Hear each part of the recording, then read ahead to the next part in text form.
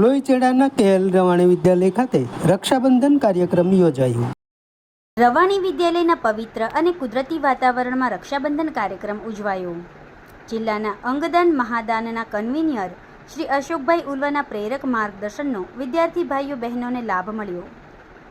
Shri LK Ravani વિદ્યાલયમાં આજે પવિત્ર રક્ષાબંધનના પર્વની ઉજવણી કરાઈ હતી।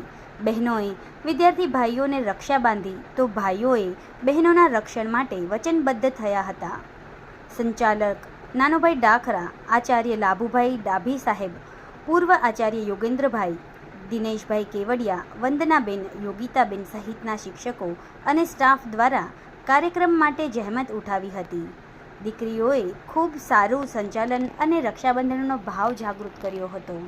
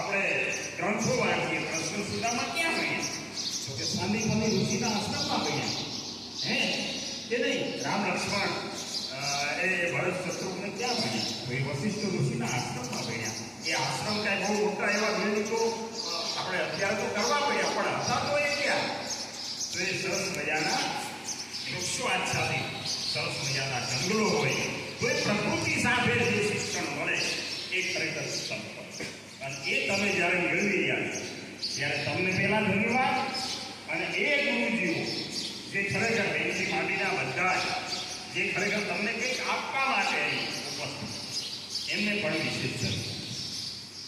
રક્ષાબંધન ભાઈ બહેનનો સ્નેહનો પ્રેમનો પર્વ જો ભારત વર્ષ છે દીકરા દીકરીઓ અમારી સામે જુઓ બધા તો જ મજા આવે બસ એમ કારણ કે ભારતનો તેજસ્વી યુવાન કેવો હોય હે શિક્ષાપત્રીમાં લખ્યું છે એ કેવા હોય કારણ કે તમે તો 9 થી 12ના વિદ્યાર્થી અને એની અંદર એવું લખ્યું છે કે શિક્ષાપત્રીમાં યુવાન કેવો હોય કિશોરાવસ્થા કેવી હોય શિષ્ટ બની એના 3 ગુણ હોય દીકરીઓ શિષ્ટ એ આશાવાન હોય એનામાં આશા ભરપૂર પડી હોય એ જગત ગમે તે કરે પોતે આશિષ્ટ હોય એનામાં આશા અમર હોય મારે આ સ્થાને પહોંચવું છે બસ પહોંચવું છે આશિષ્ટ એ કોઈ દિવસ હરી આજે તમે વિચારો વિદ્યાર્થીઓ આમાં એવા કેસો જો સાંભળવા મળે હરી બીજો રામ કરે ઓરે ભાઈ તમે ભગવાને કેટલા સરસ મજાના સપનાઓ સાથે તારું સંકલ્પ કર્યું છે માટે એનું આશિષ્ટ થા આ લખ્યું છે આશાવાન થવા કોઈ દિવસ આશા છે મૂકવાની નહીં અને આશા મૂકે એ વાત નહીં દોડ નહીં એટલા માટે એનો પહેલો ગુણ શિક્ષાપત્રીમાં એમ લખ્યો છે કે હંમેશા વિદ્યાર્થી આ શિષ્ટ હોય એ હંમેશા અને બધા મુશ્કેલીઓ આવે મિત્રો ઘણી તકલીફો આવે નાપાસ થઈએ છેલ્લે બેસવું પડે નહીં હું એમાંથી આગળ વધું આ આશા જ્યારે રાખીને એ માણસ આગળ વધે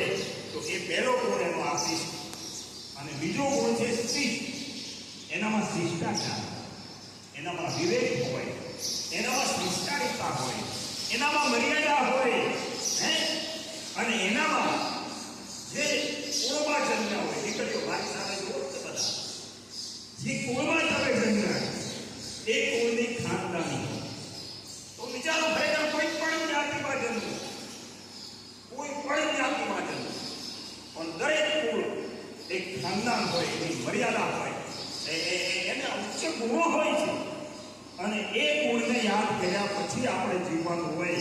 અને એટલા માટે દીકરી આમાં કોઈ આવે ને, આવો આમ સરસ મજાનું સ્મિત કરીને દીકરી આવકાર આવે ત્યારે એમ થાય કે સંસ્કારી મા બાપનું ઘર છે.